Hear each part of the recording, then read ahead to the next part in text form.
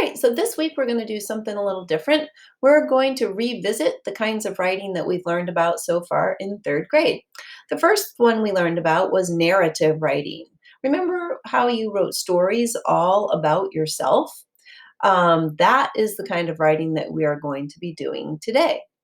The next kind of writing that we'll do on Wednesday is informative writing. That was the teaching kind of writing.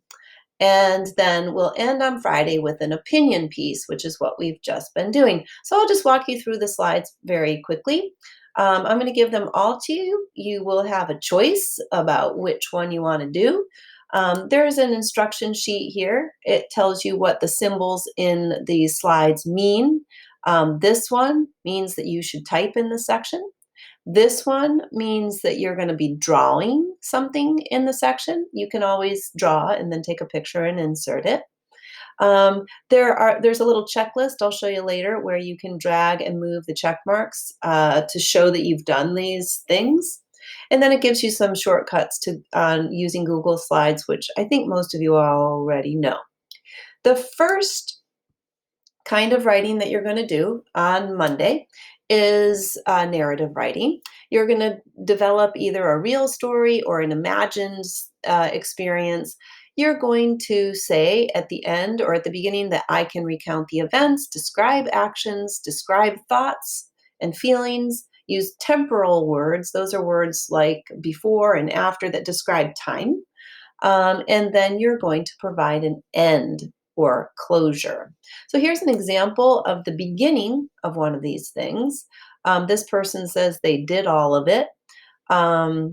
It's a story. It has a title, My Snowman Substitute. They followed this writing prompt up here. You arrive at school and discover that your substitute teacher is a snowman. Describe what happens throughout the day and use details to describe actions, thoughts, and feelings. So you'll see on the other pages that there's a writing prompt. They created this illustration. Oops, there's a title, My Snowman Substitute. And this is just the beginning. This is the text that they typed in. As I dragged my feet up the snowy steps of Pineview Elementary School, I fully expected another mundane Monday awaited me. Boy, was I wrong. I mean, when your substitute teacher turns out to be a snowman, nothing that day is normal. And then this author went on to write the rest of the story. So let me show you what your choices are for Monday.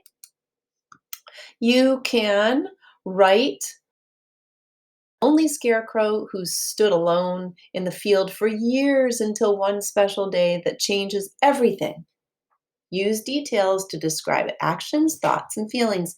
You're going to put an illustration here. You're going to start your story right here. You're going to include a title. And then you're going to keep typing on the next slide. After you're done, you're going to look and make sure you did everything. Did you tell the events? If you did, you're going to grab one of these check marks and drag it down. Did you include details? If you did, you're going to drag that down. If you did not, add some details. You're going to use temporal words. Those are those time words again, and a conclusion. On Tuesday, you're going to come back and you're going to reread what you just wrote on Monday. And this is your day for revising and making sure that you have capital letters where they belong. You have punctuation.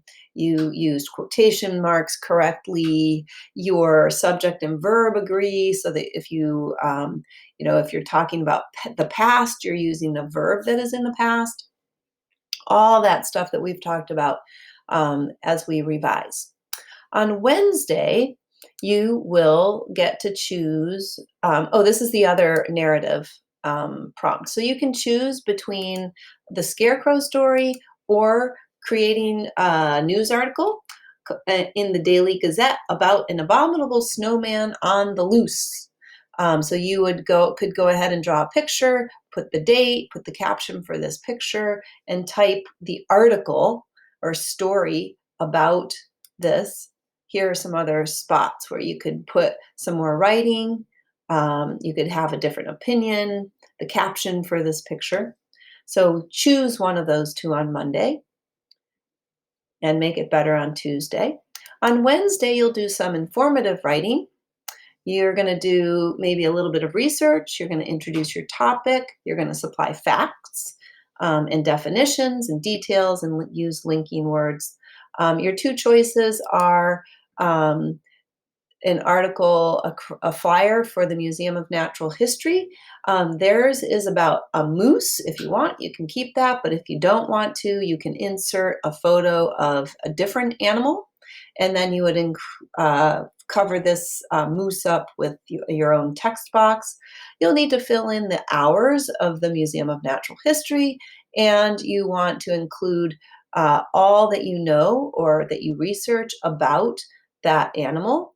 So this is an informative writing piece where you are making sure that you are teaching somebody something. So it is not a story, it is an article or to teach people things. The other choice is to write how you brush your teeth.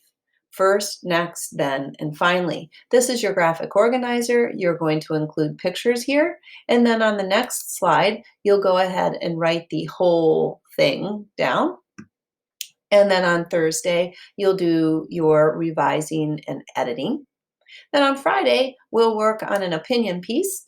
You will choose between writing about the best and worst lunch you've ever had, or writing a postcard to your family describing your favorite summer camp activity. If you've never been to summer camp, it doesn't matter. You might just imagine what the best activity might be and why. Remember, when you're writing an opinion, you need to include reasons. So that's what we're doing for writing this week. I hope you have fun. You get to choose which things you're doing.